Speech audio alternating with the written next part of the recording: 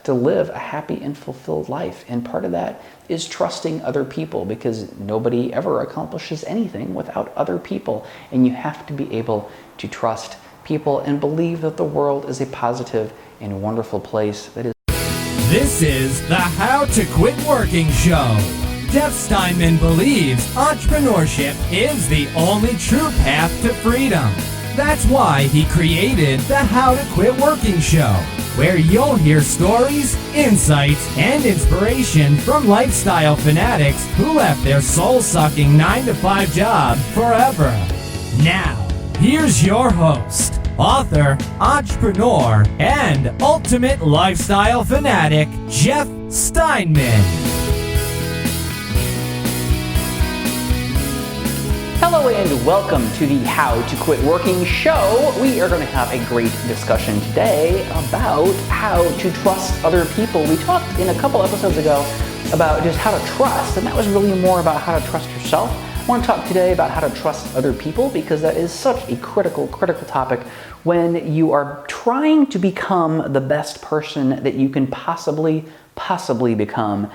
You have to be able to trust other people, and that is something that we have a lot of problems with in our world today. Before we start talking about that, let's talk about the How to Quit Working Circle, because that is where you go to get access to a bunch of really cool and amazing people who you can trust and who will trust you and who have the same ideas and goals in life as you do, and they are also trying to make themselves and their lives better just like you are. So why would you not go be around a bunch of those people, especially if it doesn't cost you any money, and also includes a free video training series as well as some special cool offers from me. So why don't you go over to howtoquitworking.com/circle and jump into the How to Quit Working Circle, and I look forward to seeing you there, and I look forward to chatting with you, and I also look forward to talking to you in this episode of the How to Quit Working Show about how to trust other people, and that's what we're going to do right now. Let's start talking about it.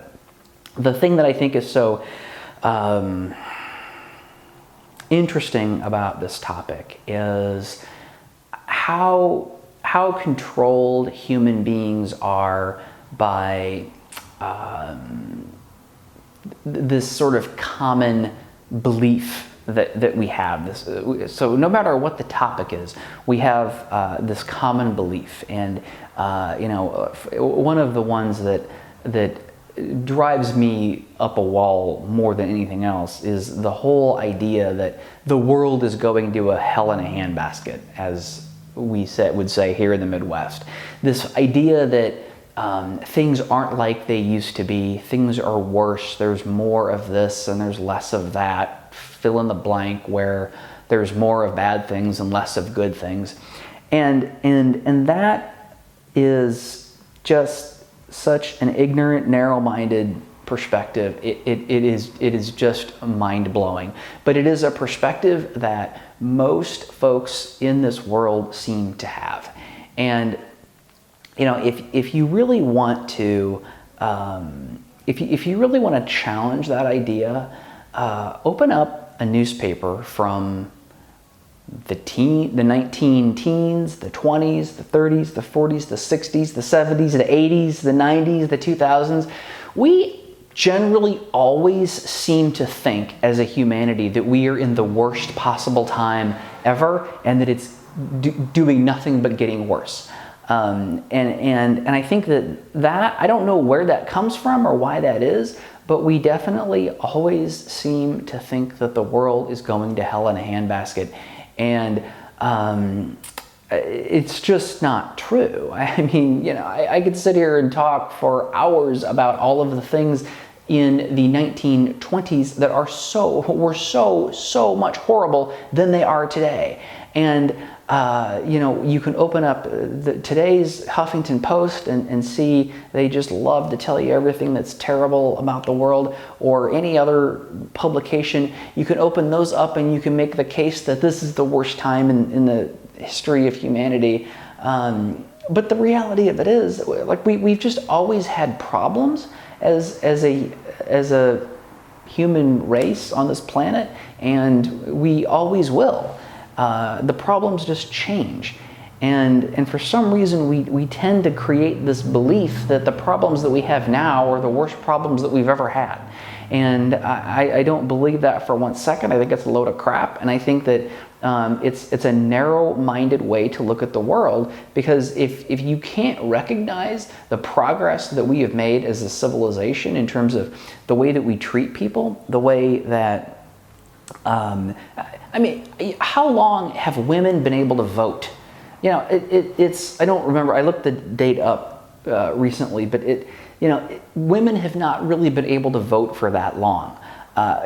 Just one example of the huge positive change that has come about only very recently in the world. And so this notion that the world is going to hell in a handbasket is so ridiculous, and it creates so many problems for us. Now, you know, this show is all about making your life better, starting a business, getting out of the corporate world, whatever it is. And the further that this show evolves and that my message evolves, the more it just becomes about being a better human being. Because that really is what it takes to be successful in business or successful in anything, or really to just live a happy life. It's just about becoming the best human being that you possibly can. And when you have this notion that the world is just going to shit and there's nothing that you can do about it, it really does not make you a good human being. It actually makes you a bad human being. It makes you somebody who just clings on to what you have and is afraid to take risks, afraid to go out and approach the world in an unfearful way. It makes us sort of hole up in our house, or in our sort of like a theoretical cave or a theoretical womb. Figurative is the word I'm looking for. It's sort of like a figurative. We create this figurative cave for ourselves that we hide out in, and that is not the way to be the best person that you can possibly be. That is the way to be a person who is living in a cave and being miserable. And we've got to change our perspective of the world and say, yeah, of course we have all kinds of problems in the world right now, but let's quit being so negative and fearful about it, and let's go out and address those problems. I remember being at a meeting at a not-for-profit that I was involved with about a year ago, and the reason that I'm no longer involved with that group is because the whole focus of the group was protection, and the whole culture of this organization that was chartered to help people in a certain way with a certain mission was all about protecting the group and the people from anything bad that could possibly ever happen. And what ended up happening was that the group's mission was so focused on protecting everyone from anything negative that could possibly happen that they didn't actually do much to fulfill the mission of actually helping these people in a positive way and helping these people to get to where they want to go. And I think that that's so representative of the overall attitude that we have in our world today. And we have this attitude that everything's terrible, people are all bad, and that is why we don't trust people. We don't trust that people are good and have good intentions. And I think one of the most important lessons that I have learned about people in my life is, and I have really, really taken this idea to heart over the past couple of years, but no matter what somebody does or says, generally speaking, I would say maybe in almost every case, when somebody says something or does something, even if that's something that we label as bad or wrong or evil, that person is doing exactly what they feel they need to do in the moment.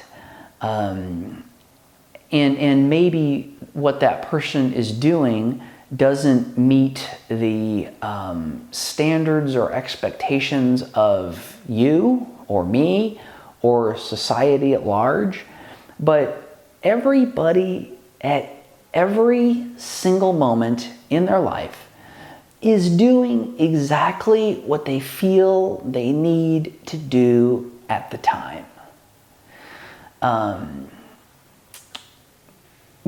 I talk a lot about escape and how when we escape, we're avoiding confronting our issues and our problems. And it was Saturday afternoon, and I don't know why. I just felt like taking a nap.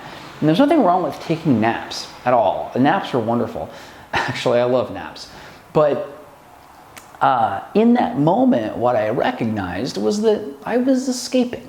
And for whatever reason, I just didn't want to deal with the world for that 20 minutes. And I laid down and took this little nap.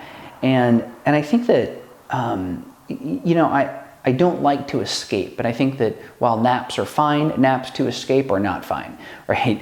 You need to figure out what's going on and go address that, not escape from it. But as I got to thinking about it, I said, you know what? That's what I did there in that moment was not in alignment with my beliefs. It wasn't in alignment with how I want to be, but it was what I felt like I needed to do in that moment. Right? I was disappointed in myself that I didn't address that situation the way I would have preferred to. But in that moment, it was what I needed to do. And what I felt like I needed to do. I wouldn't do it again if I had it to do over again, but in that moment, it was what I felt like I needed to do. And you can apply that to any situation. If somebody steals something from you, that's frustrating, it's unfair, it's a lot of things, but in that very moment, that person has just done what they felt as though they needed to do in that moment. And that doesn't mean that person won't regret it later. Maybe they won't regret it. It doesn't mean that as a society that we should tolerate crime or theft or that it's okay. But if you live your life believing that people are bad and believing that people are evil or that people are out to get you or that the world is a negative place or that it's a terrible place, you're going to have a really, really rough go of it. And, I don't know if maybe I'm overly optimistic. Maybe my view of the world is too positive. And if that's the case, I'm fine with that. Because another thing that I think is so important to recognize is this whole thing about right and wrong and true and false is just ridiculous. There is no true, there is no false, there is no good, there is no bad, there's no right, there's no wrong. It's just a bunch of different ideas and perspectives that we have through which we run everything. So, that's why it drives me insane when somebody says, oh, I tell it like it is, or this is right, or that's wrong, or you don't have your facts right. Oh, bull crap. It's not about good, bad, right, or wrong. It's just about a bunch of different perspectives that we have in this world. And we have to figure out what we're going to let ours be.